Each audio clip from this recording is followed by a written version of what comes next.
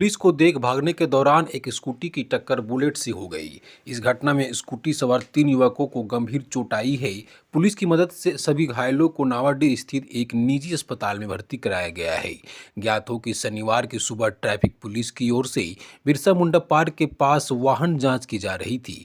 इस दौरान बिरसा मुंडा चौक से मेमको मोड़ की ओर जा रही स्कूटी JH10 BP 6108 सवार की नज़र पुलिस द्वारा लगाए गए चेकिंग पर पड़ी। स्कूटी पर 3 लोग सवार थे। वे स्कूटी घुमाकर भागने लगे। इस दौरान पीछे से आ रही बुलेट JH10 BP 2882 से स्कूटी की टक्कर हो गई। इस घटना में स्कूटी सवार हीरापुर निवासी 2 बालिग व एक अन्य गिरकर घायल हो गए। ट्रैफिक पुलिस के जवान सभी को तत्काल ऑटो से निजी अस्पताल लेकर गए और भर्ती कराया। इस घटना से बुलेट सवार बोकारो निवासी जग्गू रवानी की चोट आई है। अस्पताल में प्राथमिक इलाज के बाद उन्हें छोड़ दिया गया। पुलिस ने स्कूटी जब्त कर ली है। मानगो में रविवार की शाम कांग्रेस के नेता रहे जितेंद्र सिंह के भाई संतोष सिंह की गोली मारकर हत्या कर दी गई। संतोष सिंह का बालूगुमा में ट्रांसपोर्ट का कारोबार है। देर शाम मानगो बाजार से तगादा कर वे अपने घर मानगो गुरुद्वारा बस्ती लौट रहे थे। उसी वक्त गले में घात लगाए खड़े युवकों ने उनके सिर में 2 गोलियां दाग दी। इससे उनकी घटनास्थल पर ही मौत हो गई। पुलिस मामले की जांच में जुटी हुई है। रात की जानकारी मिलने पर पुलिस घटनास्थल पर पहुंची।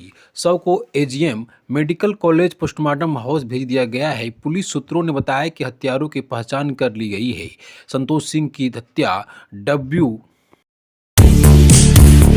जल संसाधन विभाग ने पुनासी डैम से पहला मेगा लिफ्ट इरिगेशन का प्रस्ताव तैयार किया है। इसमें देवीपुर व देवघर प्रखंड के कुल 106 गांवों में पाइपलाइन के माध्यम से खेतों तक पानी पहुंचाने का लक्ष्य है। 300 करोड़ के इस मेगा लिफ्ट इरिगेशन के जरिए कुल 8000 हेक्टेयर भूमि की सिंचाई का लक्ष्य है। विभाग ने सर्वे कराकर जल संसाधन मंत्री हाफिजुल हसन के पास प्रेजेंटेशन प्रस्तुत कर दिया है।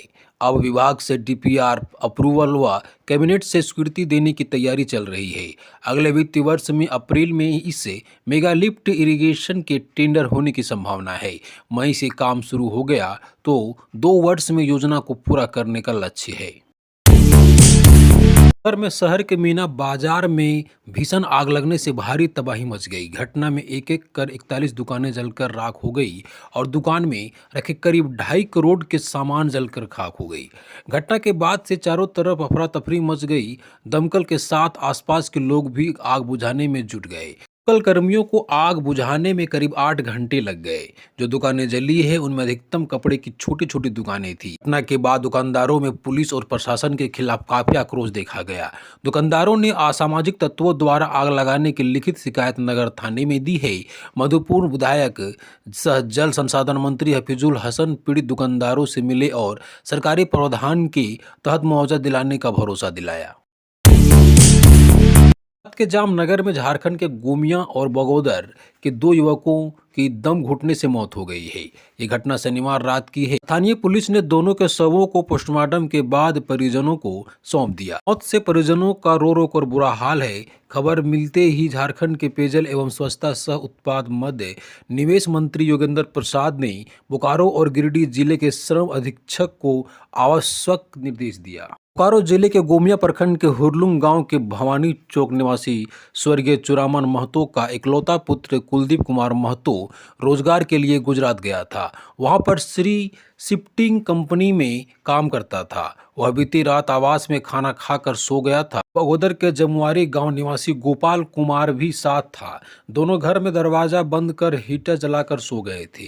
सुबह जब वो नहीं जगे तो बगल में रहने वाले लोगों द्वारा काफी देर तक उन्हें जगाया गया पर वे नहीं उठे।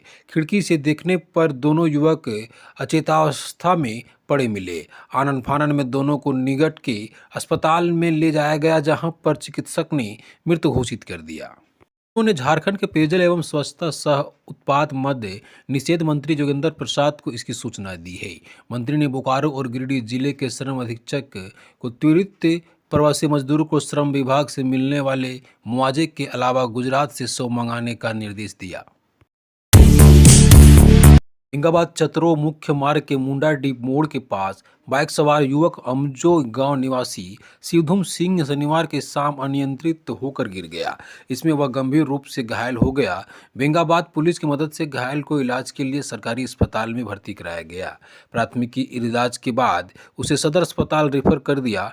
युवक बाइक में अपनी चचेरी बहन के घर मिर्जागंज गया था। वहां से वे शाम को वापस अपने घर लौट रहा था। मोरवाडी के पास वे अनियंत्रित होकर गिर गया। घायल देख स्थानीय लोगों ने औरंगाबाद पुलिस को जानकारी दी। सूचना मिलने के बाद औरंगाबाद पुलिस वहां पहुंची और घायल को इलाज के लिए ली गई। कट्ठा ओपी क्षेत्र के परमानिया निवासी महावीर मंडल के 25 वर्षीय पुत्र लखन मंडल अपने कमरे में शनिवार की सुबह फांसी पर झुलसता पाया गया। सूचना मिलते ही ग्रामीणों को भीड़ उमड़ पड़ी। मृतक के बड़े भाई रोहित मंडल ने बरकट्टा ओपी के पुलिस अधिकारी को आवेदन देकर कहा है कि प्रतिदिन की तरह शुक्रवार रात को खाना खाकर छोटा भाई अपने ऊपर तल्ला के कमरे में सोने के लिए चला गया। सुबह जब देर तक सोकर नहीं उठा तो परिवार के लोगों ने उठाने के लिए दरवाजा खटखटाया, लेकिन दरवाजा अंदर से बंद था। हो हल्ला कर ग्रामीणों को जानकारी दी गई।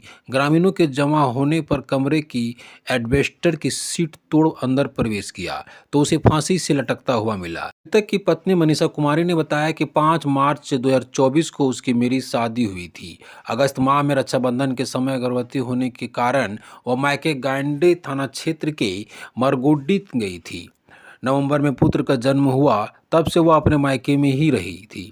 घटना की सूचना मिलने पर वह यहां आई। बताया कि उनके पति अन्नपूर्णा फाइनेंस कंपनी बोकारो में काम करते थे। इसलिए गुरुवार के शाम को वह घर आए थे। उसकी सास अपनी मां का निधन के कारण गुरुवार को वो अपने मायके गई थी। खबर मिलने पर उसकी सास भी अपने घर आई। पति से शुक्रवार शाम लगभग 6 बजे फोन पर बात हुई थी। उस वक्त सब कुछ ठीक लग रहा था। फांसी क्यों लगा इसकी कोई जानकारी उसे नहीं है। दुमका के रामगढ़ थाना क्षेत्र के जामबारी जंगल के पास असामाजिक तत्वों ने एक नाबालिग छात्रा के साथ सामूहिक दुष्कर्म की घटना को अंजाम दिया है। मामला शुक्रवार देर शाम की है। सामूहिक दुष्कर्म की शिकार छात्रा दुमका में पड़ती है। शाम को वह दुमका से लौटकर अपने गांव जा रही थी। पथरिया में ऑटो से उतरकर वह पैदल ही गांव जा रही थी। इसी दौरान जामबारी जंगल के पास अकेली लड़की को देखकर 2 युवकों ने उसे पकड़ लिया तथा जबरन जंगल में ले गए। जंगल में दोनों ने उसके साथ सामूहिक दुष्कर्म की घटना को अंजाम दिया। इसके बाद घटना के संबंध में किसी को जानकारी न देने की चेतावनी भी दी। किसी को बताने पर जान से मारने की धमकी देकर उसे छोड़ दिया और दोनों व्यक्ति वहां से फरार हो गए। इसके बाद घर पहुंचकर लड़की ने अपने परिजनों को रोते बिखरते हुए अपने साथ घटी घटना की जानकारी दी। इसके बाद परिजन लड़की को लेकर देर रात रामगढ़ थाना पहुंचे तथा पुलिस से अधिकारियों को मामले की जानकारी दी।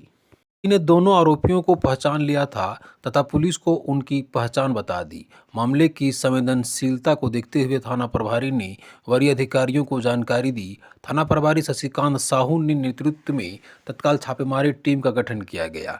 देर रात में ही रामगढ़ थाना क्षेत्र के पथरिया पंचायत के जामबारी गांव में छापेमारी कर पुलिस ने दोनों आरोपियों को गिरफ्तार कर लिया है। गांव के चेलिंगदाग जंगल में छापेमारी अभियान चलाया गया। छापेमारी में लगभग 4 क्विंटल अर्धनिर्मित कत्था बरामद किया गया है। इसके अलावा 12 बड़ा डेकची, 6 प्लास्टिक की बाल्टी भी मिली। बाजार में कत्था की कीमत लगभग 4 लाख रुपए आंकी जा रही है। वन विभाग के कर्मियों ने कत्था बनाने वाली भट्टा को नष्ट कर दिया। मामले को लेकर 2 नामजद लोगों के खिलाफ मामला दर्ज किया गया है। किरडारी सीओ रामरतन कुमार वर्णवाल ने शनिवार को बेल चौक के पास बालू लदा एक ट्रैक्टर जब्त किया है, जिसे किरडारी पुलिस को सौंप दिया है। सीओ ने बताया कि बालू लोड ट्रैक्टर को रोककर चालान मांगा गया, लेकिन चालक चालान नहीं दिखा सका। पुलिस एसोसिएशन के चुनाव का ऐलान हो गया है। चुनाव कार्यक्रम की घोषणा भी कर दी गई है।